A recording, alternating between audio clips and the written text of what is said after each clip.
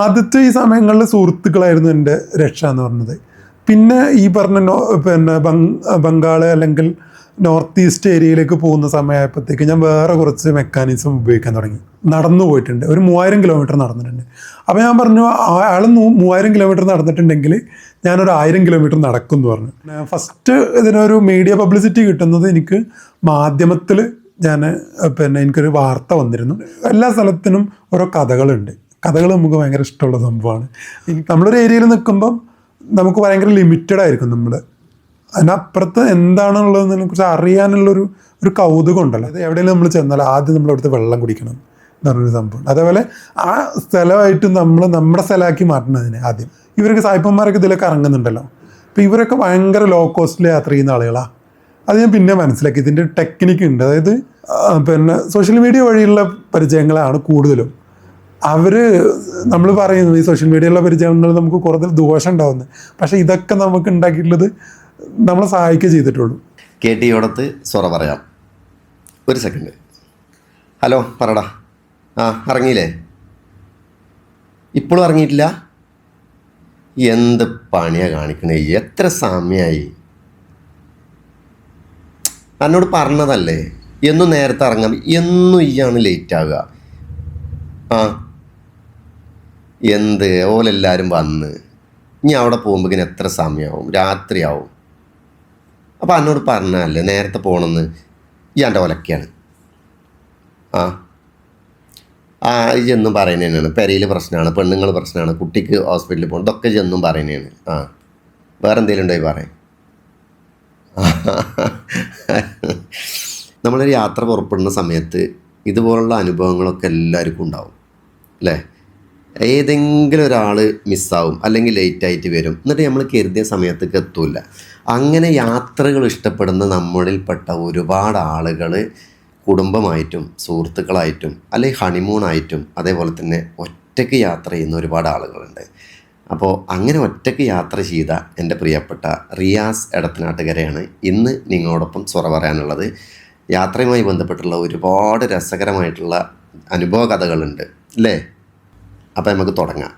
ആദ്യം നമ്മൾ episode starting, എല്ലാ എപ്പിസോഡിലും സ്റ്റാർട്ടിങ് ആരാണ് ഇരിക്കണമെന്ന് വെച്ചാൽ അവരുടെ ആ ചെറുതാക്കി പോകേണ്ട ആ ഒരു സ്കൂൾ കാലഘട്ടം മുതലാണ് സ്റ്റാർട്ട് ചെയ്യൽ. അപ്പോൾ ഒന്ന് തുടങ്ങിക്കോളൂ. ഞാൻ ഇവിടെ എടത്തനാട്ടുകര സ്കൂളിൽ തന്നെ, ഹൈസ്കൂളിൽ തന്നെയായിരുന്നു പഠിച്ചത്. അത് കഴിഞ്ഞ് MAS ഉണ്ടായിരുന്നു. പഠനം കഴിഞ്ഞതിന് ശേഷം നേരെ പിന്നെ ഫസ്റ്റ് ഞാനൊരു യാത്ര പോലെ തന്നെ പോകുന്നത് ചെന്നൈയിലേക്കാണ്. അവിടെ ജോലി ചെയ്യാനാണ് പോയത്. പക്ഷെ അതൊരു യാത്രാ അനുഭവം കൂടിയായിരുന്നു. പിന്നെ അങ്ങനെ കുറേ യാത്രകൾ ചെയ്തിട്ടുണ്ട്. പിന്നെ യാത്ര കഴിഞ്ഞിട്ട് യാത്രാ എക്സ്പീരിയൻസുകൾ ഞാൻ എഴുതാൻ വേണ്ടിയിട്ടുള്ളൊരു ശ്രമം നടത്തിയിട്ടുണ്ട്. ഇതാണ് പേഴ്സണലി എനിക്ക് എന്നെക്കുറിച്ച് പറയാനുള്ളത്. ഇപ്പം ആമസോണിലും അതുപോലെ ഗൂഗിൾ ബുക്സിലും എൻ്റെ ഒരു പുസ്തകം ഇംഗ്ലീഷിലും മലയാളത്തിലുമായിട്ട് ഒരു പുസ്തകം യാത്രേനെ ബേസ് ചെയ്തിട്ടുണ്ട്. അതൊരു പേപ്പർ ബാക്കായിട്ട് പബ്ലിഷ് ചെയ്തിട്ടില്ല, പക്ഷേ ഓൺലൈനിൽ ബുക്കായിട്ട് ഇപ്പോൾ അവൈലബിൾ ആണ്. അത് ശരിക്കും വേണം. കാരണം എന്താണോ, നമ്മൾ പല ആളുകളോടും നമ്മൾ അത് കണ്ടിട്ടുണ്ട്, അവിടെ ഞങ്ങൾ പോയിട്ടുണ്ട്, അത് നമ്മൾ അനുഭവിച്ചിട്ടുണ്ടെന്ന് പറഞ്ഞു കഴിഞ്ഞാൽ വിശ്വസിക്കൂല. ഈ ഒന്ന് പെയ്ക്കട ചെങ്ങായി തന്നെ കണ്ട് നമ്മൾ തട്ടിക്കളയും. പക്ഷേ ഇത് അതിനേക്കായി ഉപരി ഇത് എഴുതി വെക്കുക എന്നുള്ളൊരു സാധനമുണ്ട്. പ്രത്യേകിച്ച് ഇപ്പോഴത്തെ കാലഘട്ടത്തിൽ നമുക്ക് ഒരുപാട് ഓപ്ഷൻ ഉണ്ട്. ഇപ്പോൾ ആരെങ്കിലും യാത്ര ചെയ്യുകയാണെന്നുണ്ടെങ്കിൽ അപ്പോൾ ഫേസ്ബുക്കിൽ അല്ലെങ്കിൽ വാട്സാപ്പിൽ ഇൻസ്റ്റാഗ്രാമിൽ ഞാൻ അതവിടെ പോയി, അല്ലെങ്കിൽ ഞാൻ ഈ ഭക്ഷണം കഴിച്ച്, അല്ലെങ്കിൽ ഞാനിത് ആസ്വദിച്ചു, ഇതാ ഞങ്ങൾ പോയി കൊണ്ടിരിക്കണം എന്നുള്ള ഒരുപാട് സംഭവങ്ങൾ കാണാറുണ്ട്. പക്ഷെ അതിൽ നിന്ന് വ്യത്യസ്തമായിട്ട് ആ അനുഭവങ്ങൾ, യാത്രയുടെ അനുഭവങ്ങൾ കൃത്യമായി എഴുതി വെച്ച് അത് ബുക്കായിട്ട് വരിക എന്ന് പറയുന്നത് എന്തായാലും വരട്ടെ, കാത്തിരിക്കാം. അതെന്തായാലും ആ സമയത്ത് നമുക്ക് നോക്കാം. ഇനി ഈ വിദ്യാഭ്യാസവുമായി ബന്ധപ്പെട്ട് പോകുന്ന സമയത്ത് തന്നെ പിന്നെ വേറെ എന്തൊക്കെ ജോലികൾ ചെയ്തിരുന്നു, അതേപോലെ തന്നെ ഇപ്പം നിലവിൽ എന്താണ് ചെയ്യുന്നത്? ഞാൻ ചെയ്തിരുന്ന വർക്ക് എന്ന് പറഞ്ഞാൽ ആദ്യം ഞാൻ ചെന്നൈയിൽ പോയ കാര്യം പറഞ്ഞല്ലോ. ചെന്നൈയിൽ ഞാൻ വർക്ക് ചെയ്തിരുന്ന ഒരു കസ്റ്റമർ സപ്പോർട്ട് പോലെയുള്ള നമ്മൾ ഐഡിയയുടെയും വോഡഫോണിൻ്റെയും ഡൊക്കോമോ അറിയാലോ, ഫസ്റ്റ് പണ്ടത്തെ ഒരു ടെലികോം കമ്പനി. ചിലപ്പോൾ പിള്ളേർക്ക് പോലും അത് അറിയുണ്ടാവില്ല. അങ്ങനെ ഒരു കമ്പനി ഉണ്ടായിരുന്നു. അപ്പോൾ ഈ ഡൊക്കോമോയിൽ ഞാൻ കസ്റ്റമർ സപ്പോർട്ടിൽ ഫസ്റ്റ് വർക്ക് ചെയ്യുന്നത് ഒരു കോർപ്പറേറ്റ് കമ്പനി എന്നുള്ള രീതിയിൽ ഫസ്റ്റ് ഞാൻ അതിനകത്ത് വർക്ക് ചെയ്ത് തുടങ്ങുന്നത്. അത് കഴിഞ്ഞ് ഐഡിയയുടെ വോഡഫോണിൻ്റെയൊക്കെ കൊച്ചിയിലും കോയമ്പത്തൂരൊക്കെ വർക്ക് ചെയ്തിട്ടുണ്ട്. ഈ വർക്ക് കഴിഞ്ഞിട്ട് ഇപ്പം ഏറ്റവും റീസെൻ്റ്ലി ഞാൻ വർക്ക് ചെയ്തിരുന്ന സംഭവം വരുന്നത് ഡിജിറ്റൽ മാർക്കറ്റിംഗ് ആയിട്ട് ബന്ധപ്പെട്ടുള്ള വർക്കാണ്. അത് ബാംഗ്ലൂർ ബേസ്ഡ് ആണ് വർക്ക് ചെയ്യുന്നത്. അപ്പോൾ കുറച്ച് കാലമായിട്ട് ഞാൻ ബാംഗ്ലൂരിൽ നിന്ന് വർക്ക് ചെയ്യായിരുന്നു, ബാംഗ്ലൂരിലും എറണാകുളത്തുമായിട്ട് നിന്ന് വർക്ക് ചെയ്യായിരുന്നു. അത് കഴിഞ്ഞിപ്പോൾ നാട്ടിൽ പിന്നെ ഇതിൻ്റെ കുറച്ച് കാര്യങ്ങൾ ഒരു ഫ്രീലാൻസ് വർക്ക് ചെയ്യുന്ന പോലെ ചെയ്യുന്നുണ്ട്. ചില മീറ്റിങ്ങുകളൊക്കെ ആവശ്യമുണ്ടാകുമ്പോൾ അവിടെ പോവും, ആ രീതിയിൽ വർക്ക് ചെയ്തുകൊണ്ടിരിക്കുകയാണ്. ഇനി നമുക്ക് പതുക്കെ ആ യാത്രാ വിവരണത്തിലേക്ക് കയറാം. ആദ്യത്തെ യാത്ര, ഏറ്റവും മനസ്സിൽ മറക്കാൻ കഴിയാത്തൊരു യാത്രാനുഭവം എന്താണ്? ഞാൻ എൻ്റെ കുറേ യാത്രകളുടെ നിലത്ത് ഒരു യാത്ര എന്ന് പറയുന്നത് UNHCR എന്ന് പറയുന്ന ഒരു പിന്നെ അഭയാർത്ഥി സംഘടന, അഭയാർത്ഥികളുടെ ഒരു സംഘടനയാണ്. അഭയാർത്ഥികളുടെ സംഘടന എന്ന് പറഞ്ഞാൽ UN ഉണ്ടല്ലോ, നമ്മളെ യുണൈറ്റഡ് നേഷൻസ്, ഐക്യരാഷ്ട്രസഭ, അവരുടെ ഒരു പിന്നെ ഏജൻസിയാണ് UNHCR എന്ന് പറയുന്നത്. അപ്പോൾ ഇവരുടെ സ്റ്റെപ്പ് വിത്ത് റെഫ്യൂജീസ് എന്ന് പറഞ്ഞൊരു ക്യാമ്പയിൻ ഉണ്ട്. അപ്പോൾ എനിക്ക് നടക്കാൻ ഇഷ്ടമാണ്. ഈ നടത്തം, ഞാനൊരു യാത്രേൻ്റെ ഇടയിൽ എൻ്റെ ഒരു സുഹൃത്തിൻ്റെ അടുത്ത് ഈ നടത്തത്തെക്കുറിച്ച് പറഞ്ഞപ്പം ആളാണ് പറഞ്ഞത്, മുംബൈക്കാരനായിട്ടുള്ള സച്ചിൻ ചാച്ചി എന്ന് പറഞ്ഞൊരു ആള് എൻ്റെ അടുത്ത് ഒരു യാത്ര പിന്നെ നടത്തത്തിനെ കുറിച്ച്, നർമ്മദയുടെ പിന്നെ അങ്ങനെ ഇതൊരു നദിയുടെ പിന്നെ ഈ അടുത്തൂടെ നടന്നു പോയിട്ടുണ്ട്, ഒരു 3000 കിലോമീറ്റർ നടന്നിട്ടുണ്ട്. അപ്പോൾ ഞാൻ പറഞ്ഞു, അയാൾ 3000 കിലോമീറ്റർ നടന്നിട്ടുണ്ടെങ്കിൽ ഞാനൊരു 1000 കിലോമീറ്റർ നടക്കും എന്ന് പറഞ്ഞു. അങ്ങനെ ഈ 3000 കിലോമീറ്റർ നടത്തുന്നുള്ള 1000 ഞാൻ ടാർഗറ്റ് ചെയ്തു. അപ്പോൾ ഞാൻ ഇതിനെ ബേസ് ചെയ്തിട്ട് ഇത് എന്തെങ്കിലും ഒരു സോഷ്യൽ ഇൻഫ്ലുവൻസ് ചെയ്യുന്ന ആളുകൾക്ക് എന്തെങ്കിലും ഗുണമുള്ള ഒരു കാര്യത്തിലേക്ക് മാറ്റണം. നമ്മൾ വെറുതെ ചുമ്മാ നടന്നിട്ട് കാര്യമില്ല എന്നുള്ള രീതിയിൽ ഞാൻ അതിനെ ഒന്ന് പിന്നെ സെർച്ച് ചെയ്തു, ഇത് എന്ത് ചെയ്യാൻ പറ്റും എന്നുള്ളത്.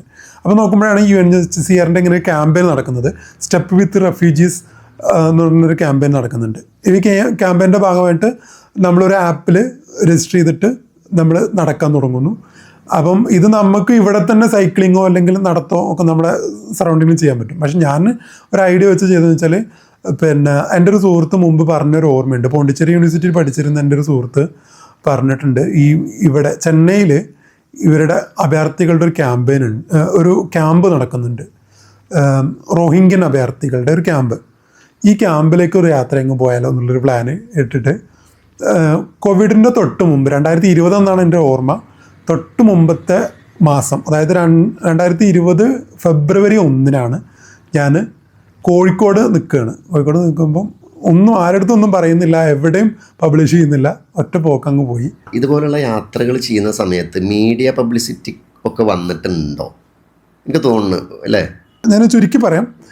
ഫസ്റ്റ് ഞാൻ കാലിക്കറ്റ് യൂണിവേഴ്സിറ്റിയിലാണ് ഫസ്റ്റ് ദിവസം നിൽക്കുന്നത്, സ്റ്റേ ചെയ്യുന്നത് എൻ്റെ സുഹൃത്തിൻ്റെ കൂടെ. അത് കഴിഞ്ഞ് ഞാൻ പിന്നെ കോട്ടക്കൽ വരെ നടന്നു. അപ്പോൾ ഇങ്ങനെ ഒരു ഫസ്റ്റ് ദിവസം 20 കിലോമീറ്റർ നടന്നു, 25-30 അങ്ങനെ ദൂരം കൂട്ടി 40 കിലോമീറ്ററിൻ്റെ ഒക്കെ മുകളിൽ ഒരു ദിവസം നടന്നിട്ടുണ്ട്. അപ്പം ഈ രീതിയിൽ നടന്ന് തൃശ്ശൂർ എത്തിയപ്പം എനിക്ക് ക്ലബ് FM ഇതേപോലെ ഇപ്പോൾ നമ്മൾ ഇരുന്ന് സംസാരിക്കുന്നത് പോലെ ക്ലബ് FMൻ്റെ ഒരു പോഡ്കാസ്റ്റിൽ പങ്കെടുക്കാൻ പറ്റിയിട്ടുണ്ട്. അതായത് ഈ ഒരു യാത്ര അറിഞ്ഞിട്ട് നമ്മൾ പിന്നെ ഈ ചെന്നൈ വരെ നടക്കുന്നു, 1000 കിലോമീറ്റർ ടാർഗറ്റ് ചെയ്ത് നടക്കുന്നൊരു യാത്രയാണെന്ന് മനസ്സിലായി. നമുക്ക് ശരിക്കും 1000 നടക്കുകയാണെങ്കിൽ, ചെന്നൈക്ക് നടക്കുകയാണെങ്കിൽ കോയമ്പത്തൂർ വഴി പോവുകയാണ് ഏറ്റവും നല്ലത്. പക്ഷെ ഞാൻ 1000 കിലോമീറ്റർ എന്നുള്ള ടാർഗറ്റ് ഉള്ളതുകൊണ്ടാണ് അങ്ങനെ ചുറ്റിയിട്ട് തൃശ്ശൂർ, എറണാകുളം, തിരുവനന്തപുരം വഴി പോകുന്നത്. അപ്പോൾ ആ ഒരു യാത്രേൻ്റെ ഭാഗമായിട്ടാണ് ഫസ്റ്റ് ഞാനൊരു പോഡ്കാസ്റ്റിൽ പങ്കെടുക്കുന്നത്. ചാനലിൻ്റെയൊക്കെ 1-2 പരിപാടികൾ പങ്കെടുത്തിട്ടുണ്ട്. അത് 1-2 വിഷയങ്ങളിൽ സംസാരിക്കാനൊക്കെ വേണ്ടിയിട്ട്. ഇപ്പോൾ ഒന്ന് അമൃത TVയുടെ കുറേ മുമ്പ് അമൃത TVയുടെ ഒരു പരിപാടിയിൽ പങ്കെടുത്തിട്ടുണ്ട്. അത് മണിയമ്പിൾ രാജു അവതരിപ്പിക്കുന്ന ഒരു ടോക്ക് ഷോ ആണ്. ഇയാളാണ് അവതരിപ്പിക്കുന്നത്. നമ്മളതിനകത്ത് പങ്കെടുത്തിട്ട് നമ്മുടെ അഭിപ്രായങ്ങൾ പറയാം. ഇതായിരുന്നു ഉണ്ടായിരുന്നത്. പിന്നെ അതുപോലെ തന്നെ ശ്രീകണ്ഠൻ നായർ ഷോ എന്ന് പറഞ്ഞൊരു പരിപാടി ഉണ്ടായിരുന്നു. 24-ലാണോ അതോ മനോരമൻ്റെ എന്തൊരു ഇതിനാണോന്നും അറിയില്ല. 24 വരുന്നതിന് മുമ്പ് അങ്ങനെ ഒരു ചാനലായിരുന്നു. അപ്പോൾ ഇതിലേതോ ഒരു ചാനൽ 1-2 പരിപാടികളിൽ പങ്കെടുത്തിട്ടുണ്ട്. എല്ലാവരും പറയുന്നൊരു കാര്യമുണ്ട്, നാട്ടിൽ നിന്ന് വിട്ട് നിന്ന് കഴിഞ്ഞാൽ ആ പഴയ ഫ്രണ്ട്സിൻ്റെ കൂട്ടം, അല്ലെങ്കിൽ ആ ഒരു കൂട്ടുകാർ നഷ്ടപ്പെട്ടു, വീട്ടുകാർ നഷ്ടപ്പെട്ടു, സ്വന്തം നാടിനെയും നാട്ടുകാരെയും മറന്നു എന്നൊക്കെ പറയാറുണ്ട്. ശരിക്കും റിയാസിൻ്റെ ഒരു കേസിൽ എനിക്ക് തോന്നുന്നത് അങ്ങനെ ഒരു സംഭവം ഉണ്ടാവണം അല്ലേ? ഉണ്ടായിട്ടുണ്ടോ അങ്ങനെ? നാട്ടിൽ നല്ല കൂട്ടുകാരുണ്ടോ? അതെ, ഈ പറഞ്ഞ പോലെ തന്നെ നാട്ടിൽ അധികം നിന്നിട്ടില്ല, അതുകൊണ്ടായിരിക്കും ചിലപ്പോൾ നാട്ടിലെ പിന്നെ അധികം പരിചയങ്ങളില്ലാത്തതിൻ്റെ ഒരു കാരണം. എന്നാലും ഉണ്ട്, പക്ഷേ നമുക്ക് കമ്മ്യൂണിക്കേറ്റ് ചെയ്യാൻ പറ്റുന്ന രീതിയിൽ ഇപ്പം ഇവിടെ വായനശാലയൊക്കെ ഉണ്ട്. വായനശാലയായിട്ട് ബന്ധപ്പെട്ടൊക്കെ നമുക്ക് കുറേ പരിചയങ്ങളൊക്കെ ഉണ്ട്. നാട്ടിലെ സുഹൃത്തുക്കളുണ്ട്, ഇടത്തനാട്ടിലെയും പഠിച്ച സുഹൃത്തുക്കൾ അങ്ങനെയൊക്കെ ഉണ്ട്. പിന്നെ ഞാൻ ഈ പറഞ്ഞ പോലെ ഒരു ഇൻട്രോവേർട്ട് പോലെയാണ് നമ്മൾ ഒറ്റയ്ക്ക് യാത്ര ചെയ്യുക എന്നുള്ള സംഭവം. അത് മറ്റുള്ള ആളുകളോട് നമുക്ക് എന്തെങ്കിലും ബുദ്ധിമുട്ടുണ്ടായിട്ടൊന്നുമല്ല, പക്ഷേ ഈ യാത്ര ചെയ്യുമ്പോൾ നമുക്ക് കുറച്ചും കൂടി എക്സ്പ്ലോർ ചെയ്യാൻ പറ്റും. സ്ഥലങ്ങൾ എക്സ്പീരിയൻസ് ആണെങ്കിലും നമ്മളെ തന്നെ എക്സ്പ്ലോർ ചെയ്യുക എന്നുള്ള സംഭവം ഉണ്ടല്ലോ, നമ്മളെ തന്നെ അന്വേഷിക്കുക, നമ്മളെന്താണെന്നുള്ളൊരു അന്വേഷണം നടത്തുന്നത്. ഒരു സ്പിരിച്വൽ സാധനം പോലെയാണ്, ഒരു അന്വേഷണം പോലെയാണ് ഈ സാധനം നടത്തുന്നത്. അപ്പം ഓരോ സ്ഥലത്ത് നമ്മൾ സുഹൃത്തുക്കൾ ഉണ്ടാവുന്നത് എനിക്ക് തോന്നുന്നത് നമ്മുടെ സർവൈവലിൻ്റെ ഭാഗമായിട്ട് ഉണ്ടാക്കിയെടുക്കുന്ന സാധനം കൂടിയാണത്. അല്ല, അങ്ങനെയാണെന്നുണ്ടെങ്കിൽ ഇപ്പോൾ പോകുന്ന സ്ഥലത്തുള്ള ഫ്രണ്ട്സ് ഇഷ്ടം പോലെ ഉണ്ടാവുമല്ലോ, അങ്ങനെ ഉണ്ടായിട്ടുണ്ടോ? അങ്ങനെ സംഭവിക്കുന്നതാണെന്ന് എനിക്ക് തോന്നുന്നത്. ഞാനും ആലോചിച്ചിട്ടുണ്ട് ഇതിനെക്കുറിച്ച്. എല്ലാ സ്ഥലത്തും ചെന്നാൽ എങ്ങനെയെങ്കിലും നമുക്കവിടെ നമ്മുടേതായിട്ടുള്ള രീതിയിൽ ആ സ്ഥലത്ത് ഒന്ന് പല രീതിയിലുണ്ട് ഈ സുഹൃത്തുക്കൾ നമ്മളെ ഹെൽപ്പ് ചെയ്യുന്നു. ഒന്ന്, നമുക്ക് കുറഞ്ഞ രീതിയിൽ അവിടെ നിൽക്കാൻ പറ്റുന്നുണ്ട്, നമുക്ക് യാത്ര ചെയ്യാൻ പറ്റുന്നുണ്ട്. അതിലേറെ നമുക്ക് പ്രധാനപ്പെട്ടത് ആ സ്ഥലത്തെക്കുറിച്ച്. ഇപ്പം നമ്മൾ കൊൽക്കത്തയിലൊക്കെ ഞാൻ പോകുമ്പോൾ എൻ്റെ സുഹൃത്ത് അവിടെ ഉണ്ട്, അവിടുത്തെ കാര്യങ്ങൾ നമുക്ക് പറഞ്ഞുതരാൻ പറ്റുന്നൊരു ലോക്കൽ സപ്പോർട്ട് നമുക്ക് കിട്ടുക എന്നുള്ള സാധനമുണ്ട്. ഈ യാത്രയ്ക്ക് പോകുന്ന സമയത്ത് ശരിക്ക് ആ സ്ഥലത്തെക്കുറിച്ച് പഠിച്ചിട്ടാണോ പോലെ എങ്ങനെയാണ് അറേഞ്ച് ചെയ്യാറ്? അതൊക്കെ എല്ലാ സ്ഥലത്തിനും ഓരോ കഥകളുണ്ട്. കഥകൾ നമുക്ക് ഭയങ്കര ഇഷ്ടമുള്ള സംഭവമാണ്. എനിക്ക് ഏറ്റവും പ്രധാനപ്പെട്ട സംഭവം അതാണ്. എല്ലാ സ്ഥലത്തിനും അതിൻ്റെതായിട്ടുള്ളൊരു കഥകളുണ്ടാവും.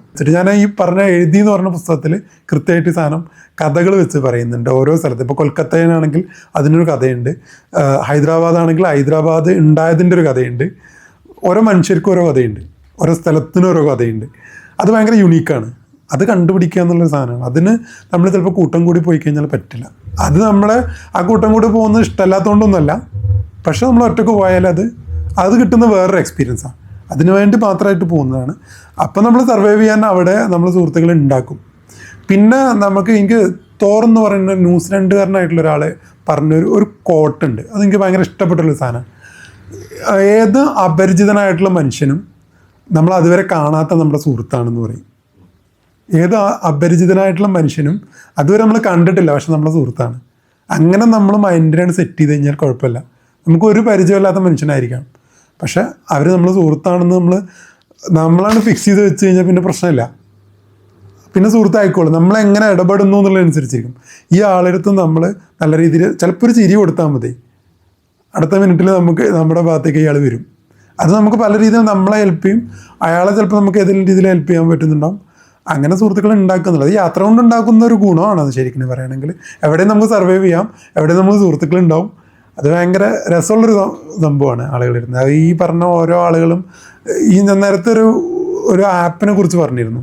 ഈ ആപ്പിൻ്റെ ഒരു സംഭവം എന്ന് വെച്ചാൽ കൾച്ചർ ഷെയർ ചെയ്യാന്നൊരു സംഭവമുണ്ട്. നമ്മൾ ഇവിടെ തന്നെ നമ്മളൊരു ഏരിയയിൽ, ഈ ഏരിയ മോശം എന്നുള്ള അർത്ഥത്തിലല്ല ഞാൻ പറയുന്നത്, നമ്മളൊരു ഏരിയയിൽ നിൽക്കുമ്പം നമുക്ക് ഭയങ്കര ലിമിറ്റഡ് ആയിരിക്കും. അതിനപ്പുറത്ത് എന്താണുള്ളതിനെ കുറിച്ച് അറിയാനുള്ളൊരു കൗതുകം ഉണ്ടല്ലോ. ആ കൗതുകത്തിൽ നിന്നാണ് ഇതൊക്കെ ഉണ്ടായി വരുന്നത്. യാത്ര ഉണ്ടാകുന്നത് അങ്ങനെയാണ്, ഈ സുഹൃത്തുക്കൾ ഉണ്ടാകുന്നതും അങ്ങനെ തന്നെയാണ്. കുറേ മനസ്സിലാക്കണം, നമ്മളറിയാതെ നമ്മൾ മാറിപ്പോവും. ഈ നേരത്തെ ഒരു ആപ്പിൻ്റെ വിഷയം പറഞ്ഞില്ലേ, അതെന്താണ് സംഭവം? ഒന്നും കൂടി ഒന്ന് വിശാലമായിട്ട് പറഞ്ഞു. ആദ്യത്തെ ഈ സമയങ്ങളിൽ സുഹൃത്തുക്കളായിരുന്നു എൻ്റെ രക്ഷ എന്ന് പറഞ്ഞത്. പിന്നെ ഈ പറഞ്ഞ ബംഗാൾ അല്ലെങ്കിൽ നോർത്ത് ഈസ്റ്റ് ഏരിയയിലേക്ക് പോകുന്ന സമയമായപ്പോഴത്തേക്ക് ഞാൻ വേറെ കുറച്ച് മെക്കാനിസം ഉപയോഗിക്കാൻ തുടങ്ങി. ഈ കൗച്ച് സർഫിംഗ് എന്ന് പറഞ്ഞൊരു ആപ്പുണ്ട്. കൗച്ച് സർഫിംഗ് എന്ന ആപ്പ് എന്ന് പറഞ്ഞാൽ ഇൻ്റർനാഷണൽ ബാക്ക് പാക്കിംഗ് ടൂറിസം, അതായത് ടൂറിസ്റ്റുകളായിട്ടുള്ള ആളുകളുണ്ട്. ഇപ്പം ചൈനക്കാരോ അല്ലെങ്കിൽ ഇവരൊക്കെ ഉണ്ട്. ഈ അമേരിക്കക്കാരുടെ ഒരു പ്രത്യേകത, ഇവരൊക്കെ സായിപ്പന്മാരൊക്കെ ഇതിലൊക്കെ ഇറങ്ങുന്നുണ്ടല്ലോ. അപ്പോൾ ഇവരൊക്കെ ഭയങ്കര ലോ കോസ്റ്റിൽ യാത്ര ചെയ്യുന്ന ആളുകളാണ്. അത് ഞാൻ പിന്നെ മനസ്സിലാക്കി, ഇതിൻ്റെ ടെക്നിക്ക് ഉണ്ട്. അതായത് ഒന്ന് വളണ്ടിയർഷിപ്പിൽ പോയിട്ട് എവിടെയെങ്കിലും നിന്നിട്ട് അവർക്ക് വേണ്ടി എന്തെങ്കിലും ജോലികൾ ചെയ്ത് കൊടുക്കുക എന്നുള്ളൊരു ഓപ്ഷൻ. ഇതിന് ആപ്പുകളുണ്ട് ഇത് ചെയ്യാൻ പറ്റുന്നത്. ഇതിലൊരു ആപ്പാണ് ഞാൻ പറഞ്ഞത് കൗച്ച് സർഫിംഗ് എന്ന് പറഞ്ഞത്. ഞാൻ യൂസ് ചെയ്തിട്ടുള്ളൊരു ആപ്പാണ് കൗച്ച് സർഫിംഗ് എന്ന് പറഞ്ഞൊരു ആപ്പ്. ഈ കൗച്ച് സർഫിംഗ് ആപ്പിൻ്റെ പ്രത്യേകത എന്ന് പറഞ്ഞാൽ അതിനകത്ത് നമ്മൾ ഫേസ്ബുക്കൊക്കെ പോലെ ഒരു കമ്മ്യൂണിറ്റി ഉണ്ടാക്കിയെടുക്കാം. ഫ്രണ്ട്സിനൊക്കെ ഉണ്ടാക്കിയെടുത്തിട്ട് നമ്മുടെ ഒരു പ്രൊഫൈൽ അതിനകത്ത് ഉണ്ടാക്കിയെടുക്കണം. എന്താ പ്രത്യേകിച്ച്, ഇപ്പം നമ്മൾ എടത്തനാട്ടിൽ വരുവാണെങ്കിൽ എടത്തനാട്ടിൽ എൻ്റെ വീടുണ്ട്, അല്ലെങ്കിൽ എനിക്ക് താമസിക്കാനൊരു സ്ഥലമുണ്ട്. അവിടെ ഒരു ടൂറിസ്റ്റ് വന്നാൽ നമ്മൾ ഇതിനകത്ത് ഈ ആപ്പിൽ രജിസ്റ്റർ ചെയ്തിട്ടിട്ടുണ്ട്. അപ്പോൾ ഇവർ റിക്വസ്റ്റ് ചെയ്തിട്ട് ഞാൻ ഇങ്ങനെ ഈ ഏരിയയിൽ വന്നിട്ടുണ്ട്, ഞാൻ യാത്ര ചെയ്ത് വന്നതാണ്, എൻ്റെ പ്രൊഫൈൽ ഇതാണ്, അതായത് ഞാൻ ഇത്രയൊക്കെ യാത്ര ചെയ്തിട്ടുള്ള ഒരാളാണ്, ഞാൻ ഒന്നോ രണ്ടോ ദിവസം താമസിച്ചോട്ടെ എന്നുള്ള ചോദിക്കും അവർ. നമുക്ക് ഓക്കെ ആണെങ്കിൽ നമുക്കത് ആക്സെപ്റ്റ് ചെയ്യാം. അവർ നമ്മളെ വീട്ടിൽ വന്ന് ഫ്രീ ആയിട്ട് താമസിക്കുക. പൈസക്ക് താമസിക്കുക എന്നുള്ളതല്ല. അപ്പോൾ നമ്മൾ സ്വാഭാവികമായിട്ട് നമ്മൾ ഗസ്റ്റാണ് അവർ. അപ്പോൾ അവർ ഫുഡൊക്കെ നമ്മളിപ്പോൾ നമ്മളെ വീട്ടിലൊരാൾ വന്നാൽ അല്ലെങ്കിൽ നമ്മുടെ താമസിക്കുന്ന സ്ഥലത്ത് ഒരാൾ വന്നാൽ നമ്മൾ ഫുഡ് കൊടുക്കുമല്ലോ. നമ്മളുണ്ടാക്കുന്ന ഭക്ഷണം എന്താണോ അത് അവർക്കും കൊടുക്കും. അത് പ്രത്യേകിച്ച് മലയാളികളുടെ മലബാറുകാരുടെയൊക്കെ ഒരു സ്വഭാവമാണ്. അപ്പം ഈ രീതിയാണ് അതിനകത്ത് വരുന്നത്. പുറത്തൊക്കെ ചിലപ്പോൾ ഭക്ഷണം കിട്ടിക്കൊള്ളുന്നില്ല, പക്ഷേ ഇവിടേക്ക് വരുന്ന ആളുകൾക്ക് മിക്കവാറും അല്ലെങ്കിൽ ചില ഏരിയകളിലൊക്കെ ഭക്ഷണം കൂടി അവർ കൊടുക്കും. കാരണം അവർ ആ രീതിയിൽ അത് പരിഗണിക്കും. അപ്പം എനിക്ക് പിന്നെ മൂന്നാമതെങ്ങാണ്ട് യാത്ര ചെയ്ത് ഈ നോർത്ത് ഈസ്റ്റ് യാത്രയൊക്കെ ചെയ്ത സ്ഥലത്ത് മിക്കവാറും സ്ഥലങ്ങളിലൊക്കെ ഈ ആപ്പാണ് ഞാൻ യൂസ് ചെയ്തിട്ടുള്ളത്. ഈ ആപ്പുകളൊക്കെ ശരിക്ക് ആപ്പ് വെക്കുന്ന ഒരു പരിപാടി ഉണ്ട്. അതേമാതിരിയുള്ള ആപ്പുകൾ ഉണ്ടാവുമോ ഇതിലൂടെ നേടുന്ന സുഹൃത്ത് വലയത്തെ അല്ലേ ഉണ്ടാവാൻ ചാൻസ് ഉണ്ടോ? പിന്നെ സോഷ്യൽ മീഡിയ വഴിയുള്ള പരിചയങ്ങളാണ് കൂടുതലും. നമ്മൾ പറയുന്നു ഈ സോഷ്യൽ മീഡിയയിലുള്ള പരിചയങ്ങൾ നമുക്ക് കൂടുതൽ ദോഷം ഉണ്ടാവുന്നത്. പക്ഷേ ഇതൊക്കെ നമുക്ക് ഉണ്ടാക്കിയിട്ടുള്ളത് നമ്മളെ സഹായിക്കുക ചെയ്തിട്ടുള്ളൂ. നമ്മൾ ഡീൽ ചെയ്യുന്നതും നമുക്കത് മനസ്സിലാക്കാൻ പറ്റണം. ഈ ആൾ നല്ലതാണെന്നുള്ളത് നമുക്ക് റീഡ് ചെയ്യാൻ പറ്റണം.